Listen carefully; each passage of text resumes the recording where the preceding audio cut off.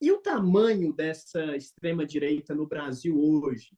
A gente fazendo uma análise de conjuntura em, né, momento imediato, aqui, lidando com os fatos quentes, como é que você vê o tamanho dessa extrema-direita no Brasil?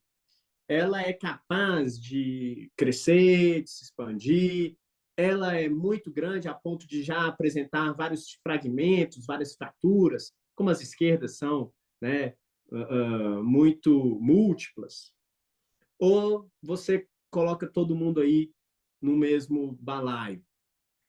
Ô, Chico, eu estava vendo uma entrevista do professor João César Rocha, que é um estudioso da direita, dos movimentos conservadores no Brasil e mundo afora, e ele dizia: nós, nesse momento, temos muito mais dúvidas, perguntas do que respostas. Eu achei muito bacana da parte dele. E olha que ele é especialista do assunto, né? No assunto. É, Então é preciso muita prudência. É tudo muito novo. A gente já falou aqui, né? Tem muitas perguntas assim, básicas. Quem financia? Quem organiza? Quem pensa esses movimentos? Porque envolveu muita gente. Existe uma organização atuando aí que ainda não aparece. O que a gente vê são os militantes. Agora, pensando na direita, o que parece é que também vamos agrupar, de maneira geral, direitas, aí incluída extrema-direita, moderados, direita liberal. Parece que há clivagens, divergências internas, tal como nas esquerdas. Esse é um primeiro ponto. Agora, esse episódio de ontem mostrou que esse segmento mais extremado é muito perigoso, é capaz de ações de um alto nível de agressividade, apoiam abertamente ações golpistas, não só apoiam, como promovem, como vimos ontem. Então é um grupo mais perigoso do que poderia parecer no primeiro momento. eu acho que Ah, esse grupo mais perigoso aí, Mac, eu arrisco a dizer que ele é uma expressão do bolsonarismo mesmo, né? é Seria uma essa das. extrema-direita mais desconectada dos meandros políticos, da compreensão, e que defende a tomada do poder até a última instância. Sim, é um segmento, com certeza. Agora, tem um dado interessante, a Genial Quest fez ontem uma pesquisa durante os ataques a Brasília, e essa pesquisa indicava que em torno de 10% das pessoas que estavam trafegando nas redes sociais apoiavam os atos. E é um índice baixo, felizmente. Não Ainda deveria ter, bem. né, não deveria ter esses 10%, lógico. Considerando que 90% não concorda, né, estamos diante de um tipo de ação que é grave, é gravíssimo o que aconteceu. Isso tem que ficar bem evidente. Mas é perigoso, nós não sabemos até onde ele pode ir, se ele pode crescer. Especular sobre o futuro aqui seria muito arriscado, né? Mas é minoritário. E esse é um dos ensinamentos interessantes de ontem. O movimento mostra, o fato é grave, mas ele mostra a limitação. Ele mostra a falta de apoio interno, especialmente das Forças Armadas, mesmo que, como indica até as imagens, a leniência, a conivência por parte da PM. Mas o sonho deles, né, que é as Forças Armadas se levantando para consumar um golpe, não acontece. E não há também apoio de segmentos fundamentais da sociedade, como a mídia, exceto um ou outro órgão, empresariado, e nenhum apoio exterior. Então não há. O fato de ontem nos ensina algo muito interessante. Ensina várias coisas, né? Entre elas o despreparo das autoridades do Distrito Federal para aquela ação. Inclusive, temos que ver quem vai ser responsabilizado por isso, né? Exato. Muita gente precisa ser responsabilizada. Mas só para terminar aquele raciocínio que eu fazia, o ato de ontem mostra, ao mesmo tempo, a gravidade desse. Foi um ato muito grave, mas mostra também não há condições. Eu espero que essa bruta realidade esteja sendo percebida, né, por esses adeptos desse tipo de solução. Não há nenhuma condição objetiva para que um golpe desse se consuma neste momento, no curto prazo. Ele pode acumular, a estratégia pode ser acumular forças para reunir essas condições lá na frente. Pode ser, tomara, né, que não ocorra, evidentemente.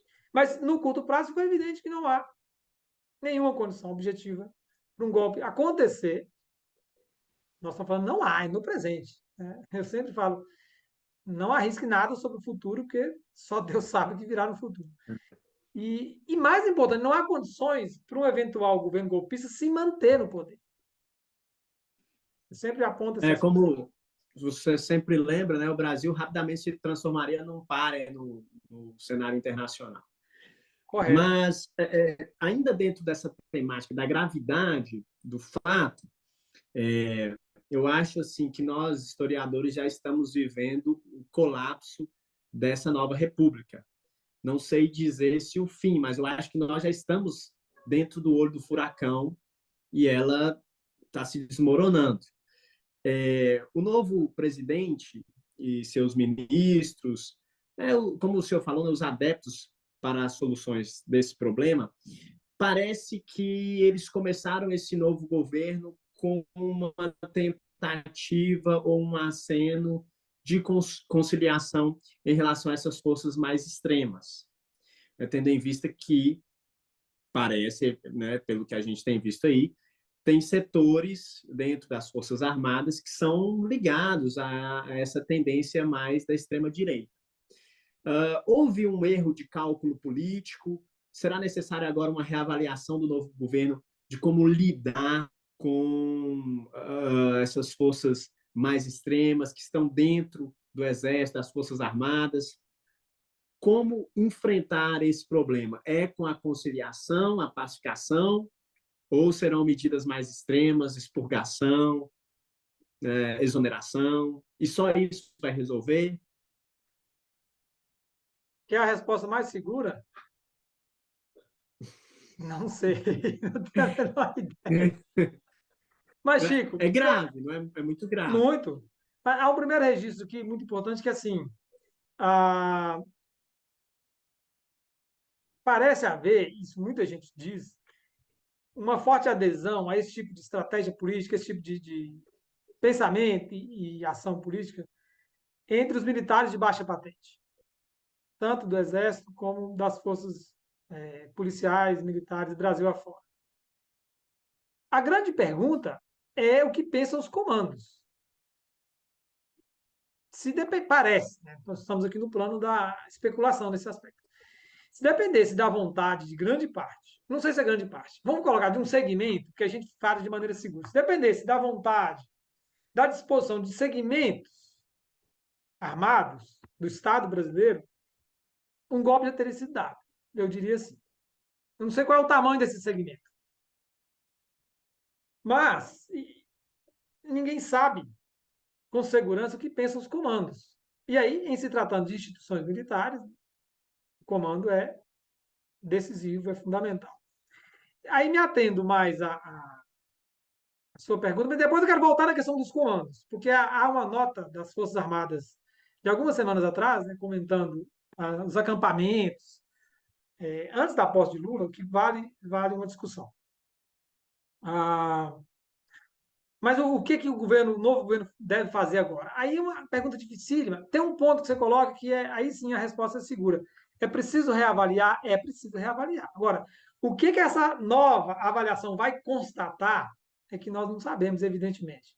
Então, eu já ouvi algumas pessoas, alguns analistas dizendo que o governo deve abandonar essa linha conciliadora, que se expressa na própria nomeação do ministro da Defesa, José Múcio, Uhum.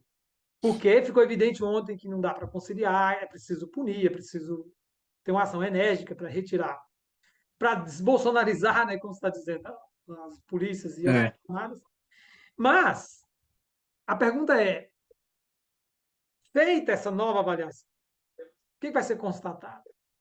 O Lula vai perceber que tem condições de fazer isso, fazer um enfrentamento, ou não? Talvez essa nova avaliação vai indicar. Bem que o caminho ideal seria essa ação mais enérgica, mas a realidade pode se impor e dizer vai ser necessário continuar tentando a saída mais negociada. Não sabemos o que essa avaliação vai dizer. E dificilmente saberemos. Porque, lógico, o governo vai dar uma versão para consumo externo, mas internamente vai. O Lula é um homem terceiro mandato, conhece as entranhas, né, do poder político no Brasil.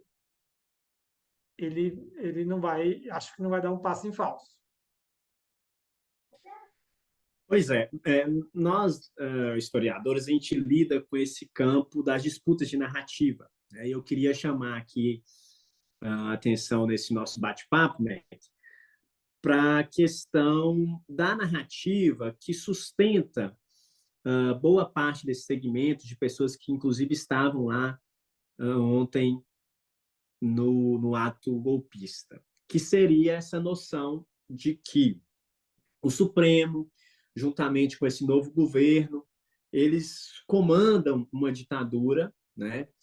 E me parece que, na perspectiva dessas pessoas, o Bolsonaro ou uma outra figura de direita, nesse momento, a principal liderança é o Bolsonaro, é a ele que eles se referem mesmo, ele seria ali uma espécie de expressão popular, né?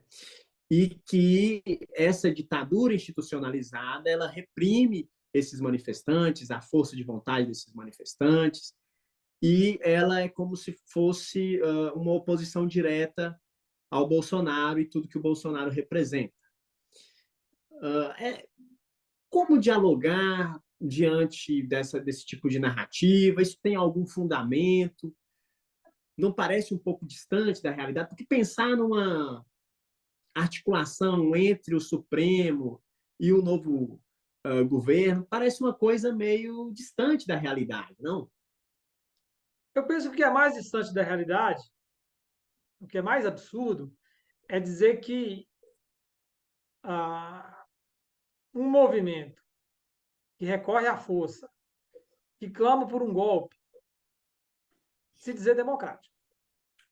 Mas é porque eles partem de uma noção muito autoritária de tudo, né?